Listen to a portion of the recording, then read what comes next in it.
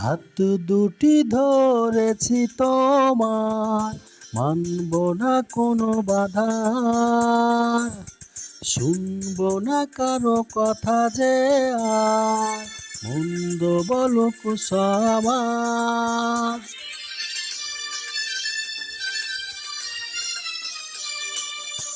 হাত দুটি ধরেছি তোমার, মানব না কোনো বাধা, শুনব না কারো কথা যে আর মন্দ বলুক সমাজ। তুমি আমারে হাই বলবো শতবার, ও আমার বন্ধু গো চিরসাথী।